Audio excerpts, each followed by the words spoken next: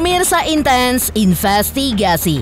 Ketika sorotan publik tengah tertuju pada persoalan hukum rumah dan tanah milik Atta Lariksya, sebuah unggahan mengejutkan datang dari sang mantan istri Tsania Marwa. Terlihat menuai beragam reaksi warganet dan tidak sedikit yang menilai bahwa unggahannya adalah bentuk sindiran tajam untuk sang mantan suami. Lantas, seperti apa kalimat yang ditulis oleh Tsania Marwa yang disinggung tentang kekuatan iblis usai Atta Larik bantah dapat karma? Dan seperti apa pula Tsania Marwa yang kembali menyentil sisi moral dan etika seseorang melalui untaian pesan bernada dalam lewat postingannya di media sosial. Benarkah kalimat-kalimat sindiran itu tertuju untuk sang mantan suami yang selama ini telah merebut hak asuh anaknya? Selain itu, seperti apa juga Attila Syah yang menanggapi polemik eksekusi rumah sang kakak, di mana menurutnya penyelesaian masalah sengketa tanah itu pun tidaklah rumit. Namun, mengapa justru dibuat berbelit-belit? Dan bagaimana pula pihak keluarga Atta Lariksya yang sempat mengupayakan negosiasi ke pihak Dede Tasno, hingga hasil dari kesepakatan Atta Larik pun telah memberikan DP sebesar 300 juta untuk menyelamatkan sisa tanah eksekusi. Dan sisanya pun akan diangsur oleh sang aktor selama 3 bulan dari total 850 juta rupiah. Pemirsa, bersama Intens Investigasi, kami hadirkan kabar terkini, terpercaya, dan teraktual. Tetapi sebelumnya, jangan lupa untuk like, subscribe, dan juga share channel YouTube ini.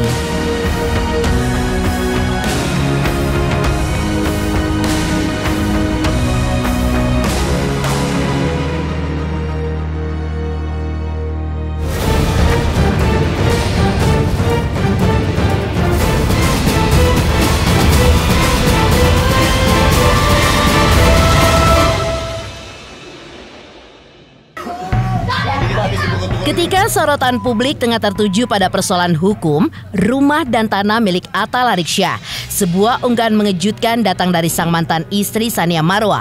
Lewat akun media sosial pribadinya, Tsania pun tiba-tiba membagikan sebuah video pendek berisi untaian kata-kata tajam dan syarat makna.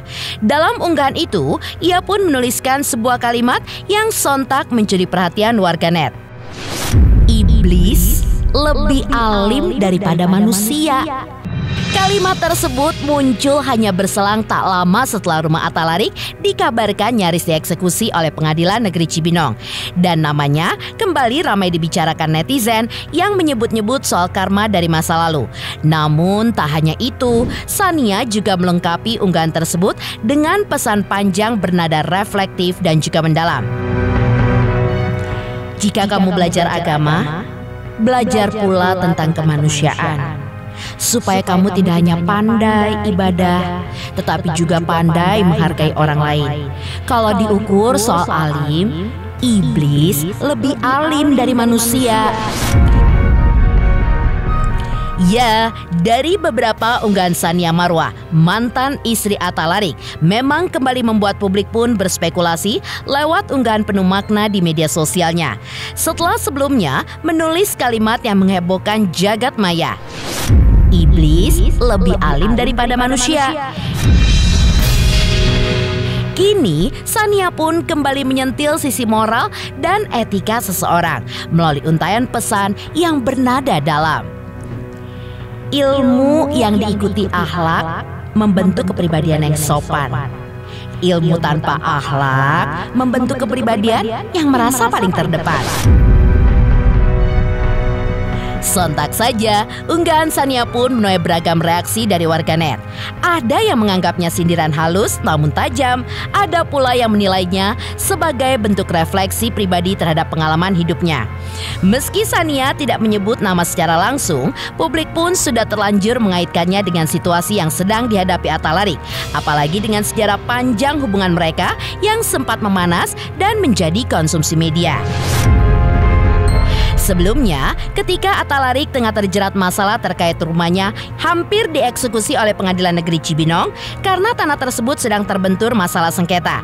Situasi pun lantas menjadi sorotan dan komentar netizen pun mulai berdatangan. Bahkan tak sedikit yang menyebut apa yang dialami Atalarik sebagai karma dari masa lalunya, khususnya terkait kisah rumah tangga yang pernah ia jalani bersama mantan istrinya Tsania Marwa. Karma instan. Kamu sudah zolim kepada istrimu. Emang sih itu karma. Kapok, kualat mantan istrinya. Doa mantan istrinya sudah terbalas dari langit akibat zolim terhadap istri. Komen julid beberapa netizen. Namun dengan tenang dan penuh perenungan, Atalarik akhirnya angkat bicara.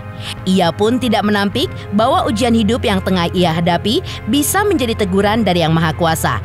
Namun ia menolak anggapan bahwa itu merupakan azab versi netizen. Lebih jauh, Atalarik pun mengaku bahwa cobaan ini pun justru membuatnya tumbuh baik secara mental, spiritual maupun emosional, hingga menyadari bahwa ia diberi cobaan ini agar bisa menjadi lebih pintar atau naik level kehidupan. Terbukti, ia dan keluarga pun bisa menghadapi eksekusi paksa dengan tegar, meski hati mereka pun sangat panas. Namun, sikap mereka pun masih bisa dikendalikan dan tidak terbawa emosi hingga berujung negosiasi. Oh, azab. Alhamdulillah dikasih azab biar sadar sama Yang Maha Kuasa. Kalau itu benar azab. Ya, azab dari Yang Maha Kuasa, bukan dari netizen, pikirannya netizen. Karena kalau azab Yang Maha Kuasa pasti benar. Kalau pikirannya netizen ngomong ini azab apa ya? Emang dia Yang Maha Kuasa gitu kan. Alhamdulillah dikasih ini, dipinterin, dikasih ujian sini, dibikin pintar ya, katanya mau naik level segala macam. Versinya zaman sekarang trennya naik level gitu kan. Amin. Itu makanya kemarin ini sampai sekarang kalau saya secara emosi itu kenceng, saudara-saudara saya kenceng, nggak jadi begini apa aja. Iya. Bang Monte ya benar, Bang Irwan, nggak jadi seperti ini benar. Gak tahu apa yang terjadi, ya sudah ternyata ada jalan tengah, ada pembeli, ya ada pembeli. Oke, ternyata begitu, itu yang mendamaikan juga dan lihat ya. Menanggapi pernyataan netizen yang menyebut dirinya disebut kena karma dari mantan istrinya dan azab dari Allah atas perbuatannya, Atalarik secara mengejutkan justru mengatakan Alhamdulillah. Namun kemudian ia menertawakan anggapan ataupun tudingan tersebut. Pasalnya, ia membeli tanah dan membangun rumah tersebut jauh sebelum pernikahannya dengan mantan istrinya Tsania Marwa. Karena itu pihaknya pun juga membantah kalau netizen menghubung-hubungkan kasus yang menimpanya kini dengan prahara rumah tangganya dengan Tsania Marwa. Namun, bulian netizen tersebut dinilai oleh pihak Atalarik sebagai ujian yang membuatnya naik level dalam kehidupan selanjutnya. Saya bilang ya Alhamdulillah, begitu kan. Ini ya azab mantan istri ya pasti. Bilang ya Alhamdulillah, begitu kan. Ini ya azab mantan istri ya pasti. Oh karma. Ya gimana tuh Bang Monte? Kayaknya nggak ada hubungannya karma itu. Jadi ini ya kita luruskan ya, itu namanya karma nggak ada. Karena sebelumnya juga mantan istri kan nggak tahu di sini apa sudah ada. Dia belum lahir udah ada ini tanah. Belum lahir sudah ada. Jadi nggak ada karma. Emang ini udah ada sebenarnya kasus. Sekarang alhamdulillah sudah diselesaikan oleh Bang Atila. Nah, itu aja udah. Iya, jadi lucu ya nggak apa-apa. Kadang-kadang kalaupun mengarah kepada ke situ ya klien kami ini Atila ini kan penyelamat dari karma itu kalau memang mau disebut seperti itu ya. Tapi kayaknya nggak ada karena permasalahan ini jauh hari sudah ada sebelum terjadi permasalahan keluarga itu. Iya. Loh, kalau saya tanya balik, yang penasaran saya, apa jangan-jangan dorongan terbesar kita berpisah itu? Nggak bisa dihubung-hubungkan ya antara kasus ini dengan masalahnya Bang Ari, nggak ada sama sekali. Cuman Bang Ari sama Bang Atila biasanya terima aja lah. Biasanya kalau orang yang biasanya dibully, insya Allah derajatnya mungkin naik. meninggalkan unggahan Sania Marwa yang menuai beragam reaksi warganet. Lalu seperti apa juga Atila Syah yang menanggapi polemik eksekusi rumah sang kakak, di mana menurutnya penyelesaian masalah sengketa tanah itu pun tidaklah rumit. Namun, mengapa justru dibuat berbelit-belit? Selamat untuk Intens Investigasi karena sudah mencapai 3 juta subscribers di YouTube. Sukses selalu dan all the best.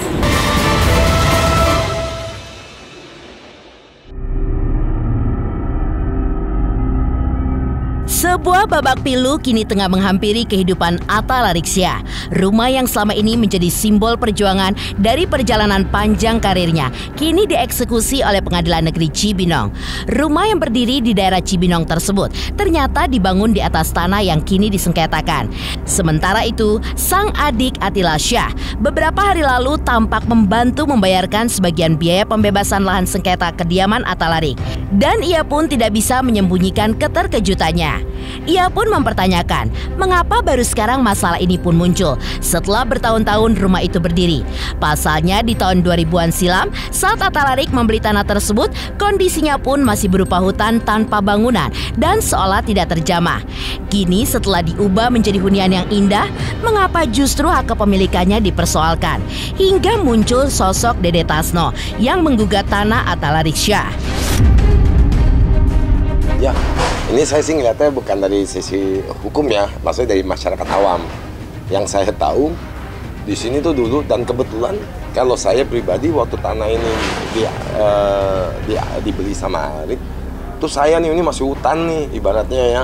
Jadi cuma ada jalan setapak, yang nyebrang ini warga kampung tuh supaya dia tidak jauh dia motong gitu ya. Nah, kalau sekarang dipindah sebelah sana dikit. Nah, tetap. Nah, saya pertama kali pernah tidur lah berapa minggu gitu ya. Di sini ada balai waktu pembangunan pertama tuh rumah yang sebelah sana. Kan Arik ini termasuk rumah yang kalau nggak salah yang dibangun yang ketiga setelah rumah adik saya Atar ya kan ya. Arik. Nah, terus abangnya nomor 2. Jadi di sini yang hidup di sini keluarga, semua keluarga. Kecuali saya di Bogor. Jadi sangat disayangkan. Kenapa kita yang menghuni di satu bidang, satu lahan yang tidak kecil ya, kalau nggak salah ini 1,5 hektar. Nah, itu sudah dengan tembok ya, dengan tembok beton tinggi 3 meter. Kok baru ada jadi tindakan kasus tuh tahun 2015. Sementara dibeli tahun 2000 ya, 2000-an awal. Kenapa nggak kemarin sih? Karena ini bidang besar dengan pagar tembok yang besar ya. Yang dulu ini belum ada nih hunian, hanya hunian orang masyarakat sini. Belum ada rumah-rumah tingkat. Dan kelihatan sekali ya. Maksudnya kenapa sih? Dan banyak mungkin bukan hanya kasus di sini, mungkin banyak tempat lain ya. Setelah dari berjalan 15 tahun baru muncul. Dengan apapun ininya ya, saya kurang paham apapun permasalahannya. Tapi ya kalau buat saya orang awam itu nggak lucu ya, karena ibaratnya kita udah bagusin dari ini ibaratnya tanah kebun, kita bikin kebun yang nature ya, kita sudah nature semuanya. Baru nih timbul masalah-masalah. Pasti kembali lagi ini 2025 dari 2015. Maksudnya gini ya, kalau saya dari pihak yang merasa memiliki ini, saya kok ngejar, saya kejar benar. Kalau perlu setahun 2 tahun selesai. Saya juga bingung kok bisa sampai 10 tahun gitu ya. Yang kalian lihat itu rumah pertama saya tahun 2003. Saya bangun, itu udah habis ya, udah cukup habis, udah diturunkan. Jadi titiknya dari sana dulu dia mulainya. Mengarah ke sini rumah sekarang yang saya tempatin sama anak-anak. Jadi tepat kurangnya berdasarkan apa mereka bergerak itu dari pengadilan eksekusi kemarin kenapa kok kekeh banget bertahan sampai habis satu rumah, terus batas-batas tanah, karena ini tanah PT, suratnya banyak. Jadi kalau kalian lihat belengkang-belengkong batas-batasnya ada yang sesuai dan mereka nggak bergerak berdasarkan ya udah saya terima pasrah deh berdasarkan ukuran yang mereka punya lah, ibarat kata gitu. Nggak bisa bicara apa-apa. Saya bangun pagar dari 2003. Nah, berdasarkan penggugat, dia merasa sudah melakukan mengeluarkan uang untuk pengelolaan lahan sebesar angka, ya udah usah disebut ya angkanya ya, yang nggak masuk di akal. Angka yang 3 kali hampir 4 kali lipat lebih besar dari NJOP dari tanah saya beli di sini. Itu saya nggak pernah diusut dari 2003, padahal saya bangun pagar, bangun rumah. Jadi siapakah Dede Tasno ini, saya nggak tahu. Kok bisa? Nah, nggak tahu ya. Terus saya minta, saya mau ngurus AJB ketahan, AJB yang lain ketahan, sampai tiba-tiba 2015 terjadi gugatan terhadap saya melalui Dede Tasno yang merasa sudah membayarkan untuk pengolahan lahan. Selain itu, muncul pernyataan dari Atila terkait proses penyelesaian masalah sengketa ini yang seharusnya bisa lebih mudah dan tidak terlalu rumit. Dalam keterangannya, Atila pun menyayangkan lamanya proses penyelesaian konflik ini yang justru menyebabkan kerugian bagi semua pihak. Namun, ia pun menegaskan bahwa kerugian yang paling terasa bukan semata-mata material saja, melainkan imaterial seperti waktu, kebebasan, dan juga energi yang terkuras selama proses hukum ini berlangsung. Atila pun menekankan bahwa inti dari semua ini bukan soal memperjuangkan keadilan semata, tapi lebih kepada mencari solusi yang saling memudahkan, bukan saling memberatkan. Terkait keputusan akhir, Atila pun menyerahkan sepenuhnya kepada Atta Lariksya yang disebutnya masih memiliki sisa lahan pada bangunan yang kemarin dieksekusi. Atila sendiri lebih memilih fokus menyelamatkan bangunan lainnya yang saat ini dihuni oleh sang ibu. Maksudnya hal yang sebenarnya tidak perlu rumit, kenapa bisa selama itu? Sebenarnya kan semua pihak dirugikan. Ya sebenarnya kerugian itu kan bukan material, tapi ada imaterial ya kan ya. Waktu kebebasan kita, semua segala macam itu banyak kerugian-kerugian. Di sini untuk mencari bukan bicara keadilan, tapi di sini mencari solusi yang tidak usah jelimet gitu ya. Di saat kita mau memudahkan segala sesuatu, kita mudahkan. Kita mau meringankan sesuatu, kita ringankan gitu. Jangan memberat-beratkan. Saya tuh gak suka segala sesuatu yang berproses lama. Ini hal yang bisa disegerakan gitu. Jadi kalau untuk masalah nantinya bagaimana, itu sebenarnya di Abangarik ya. Di Bangarik bagaimana, karena yang sisanya kan masih lahannya beliau. Nah, kalau saya di sini hanya menyelamatkan yang bidang ini aja. Kan sedih kita lihat rumah abang kita dihancurin, yang sisi sebelah sana, ya kan? Itu dihancurin gitu. Saya tidak tahu dari awalnya bagaimana. Nah, ini hari kedua saya makanya bicarakan sampai kemarin malam tuh lumayan sebenarnya belum ketemu titik temu sampai akhir tadi jam 2 siang. Sampai jam 2 siang ya kita sepakat ya kan untuk menyelamatkan bidang ini. Kesepakatan yang sudah terjadi, saya mesti jalankan kewajiban saya, ya kan. Saya diberikan termin dalam waktu 2 bulan, ya kan. Dari cicilan awal ya bahasanya kan ya, cicilan awal, mungkin kedua, ketiga, ya kan. Intinya 2 bulan ini kita akan selesaikan, 2 bulan. Ya itu dulu kalau buat saya sih fokusnya. Di luar itu sih saya sebenarnya ada sedikit harapan mau konsolidasi sama pemohon juga ya untuk ini, untuk pengupayaan lahan yang sisanya. Kita kan hanya proses eksekusi, Bang. Jadi apabila mungkin dari dia nanti ada opsi membeli semuanya lahan itu, ya kita akan pikirkan juga. Tapi kan yang selama ini kita lakukan kan dia negonya terhadap rumah yang untuk nyelamatin rumah dia aja, yang rumah yang kedua itu. Gitu. Jadi yang rumah pertama yang sudah berhasil kita eksekusi itu tidak dia negokan, bahasanya seperti itu. Apabila nanti dia mau bangun kembali ya dia harus beli gitu. Dia harus beli dengan klien kami juga. Tapi itu pun harus ada pilihan dengan klien kami. Ya sementara yang sudah terjadi di lapangan adalah kita lihat, mungkin dari rekan-rekan media lihat itu sudah kami lakukan pemagaran seng di sekitar objek eksekusi ya. Sekitar 5.800 itu. Kita pinggir-pinggirnya, batas-batasnya kita sudah ukur ulang melalui BPN. Kami juga pada waktu eksekusi kita hadirkan juga adanya pihak BPN untuk melakukan pengukuran dan pembatasan. Lantas seperti apa pihak keluarga Atta Lariksya yang sempat mengupayakan negosiasi ke pihak Dede Tasno? Hingga hasil dari kesepakatan, Atta Larik pun telah memberikan DP sebesar 300 juta untuk menyelamatkan sisa tanah eksekusi. Dan sisanya akan diangsur oleh sang aktor selama 3 bulan dari total 850 juta. Selamat untuk intens investigasi 3 juta subscriber, luar biasa sekali 3 juta. Ya pokoknya semakin sukses lah dan bisa menghadirkan sesuatu yang memang baik untuk diperlihatkan.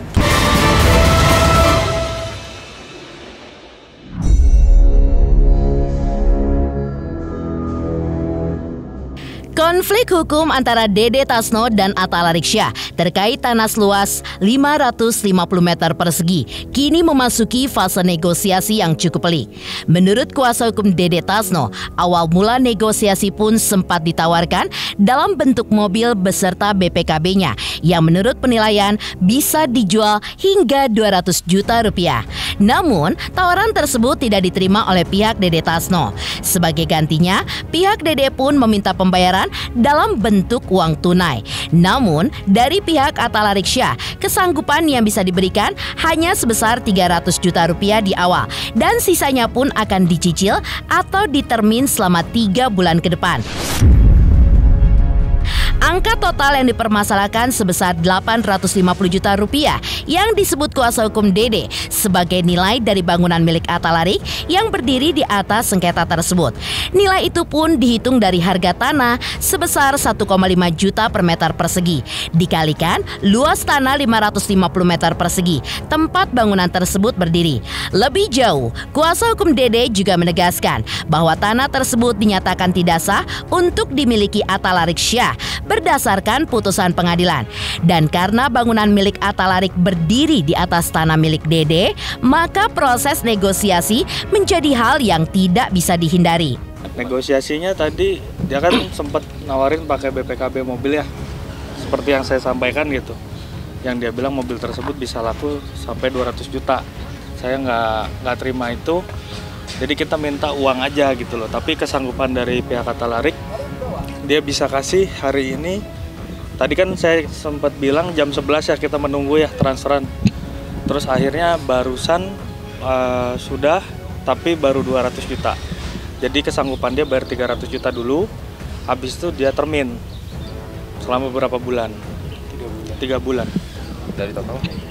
Dari totalnya sekitar 850-an ya gitu. Tapi saya sebenarnya mau ukur ulang lagi nih gitu, takutnya ada miss gitu loh. Karena kemarin baru hitungan kasar yang dipakai, belum hitungan yang dari BPN. Ini saya lagi coba komunikasikan hari ini supaya selesai, karena ini udah hari terakhir juga buat kami di sini gitu, harus cepat selesai. Jadi gini Mbak, angka 850 itu kan adalah dengan 550 bangunan dia yang berdiri di atas tanah kita. Nah 550 itu harga berapa per meternya? 1,5 gitu loh. 1,5 ya tinggal dikalikan aja. Jadi terakhirlah angka 850 itu gitu loh. Oh kita nunggu hari ini juga tetap. Hari ini juga. Berarti DP 300 ya Bang? DP-nya 300. 500-nya berangsur dengan berangsur dengan saya mintanya 3 bulan sih gitu. Dengan surat lagi dibikin juga nih, surat perjanjiannya lagi dibikin. Ya mudah-mudahan ini menjadi jembatan untuk Atta Larik istilahnya sadar, oh iya dia tidak mempunyai hak atas tanah ini gitu loh. Jadi sekilas memang ya harus kita inikan juga di berita acaranya nanti.